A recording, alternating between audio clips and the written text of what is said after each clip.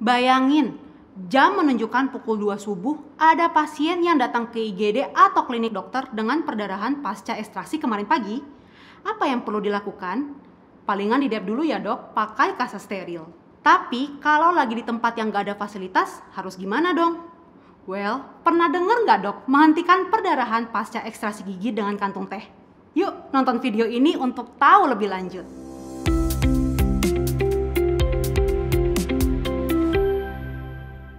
Halo dokter, saya Dokter Gia dari Alomedica.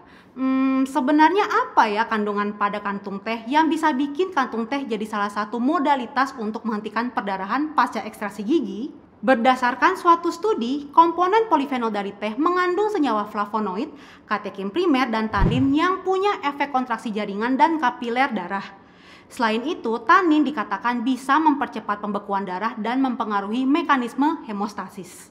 Nah, Soltani dan kawan-kawan melakukan penelitian randomized clinical trial di Iran yang menilai bleeding time pasca ekstraksi gigi molar dari 62 pasien yang sesuai dengan kriteria inklusi. Pasien kontrol mendapatkan kasa standar terapi, sedangkan pasien dengan perlakuan mendapatkan kasa dengan campuran alkohol dan bubuk teh hijau. Hasil yang didapatkan adalah pasien yang mendapatkan campuran teh hijau memiliki bleeding time lebih cepat 4 menit dibandingkan kontrol. Sedangkan gejala oozing ditemukan lebih rendah pada grup teh hijau dibanding kontrol, 6 orang versus 29 orang. Gimana ya cara penggunaan kantung teh ini?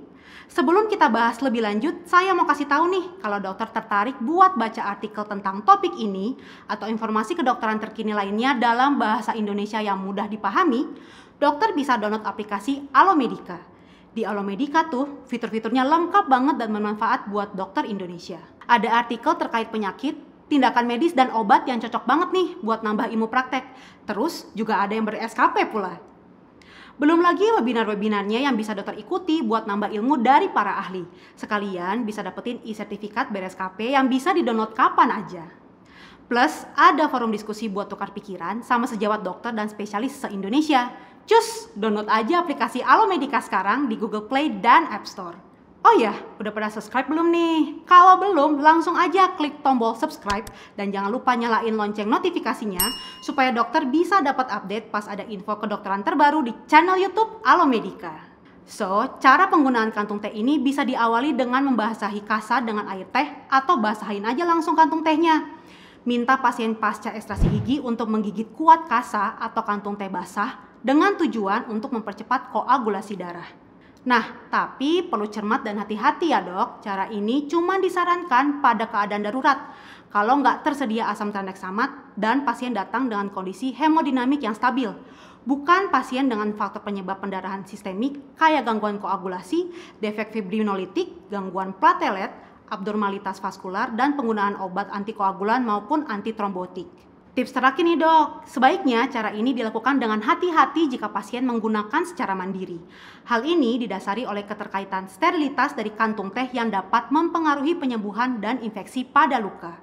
Kalau perdarahan setelah cabut gigi tetap berlanjut, disarankan buat tetap mencari tindakan medis terstandar dalam penata laksanaan perdarahan. Nah, jadi kalau ke depannya dokter menemukan pasien dengan perdarahan pasca ekstraksi gigi dan tempat dokter bekerja kebetulan terbatas atau nggak ada peralatan medis yang lengkap, jangan lupa minimal sediain kantung teh buat tampon perdarahan. Oke deh, semoga bermanfaat ya dok. Jangan lupa untuk komen, like, share, dan subscribe ke channel Alomedica. Sampai jumpa lagi, jadi dokter andal dalam genggaman. Salam Alomedica.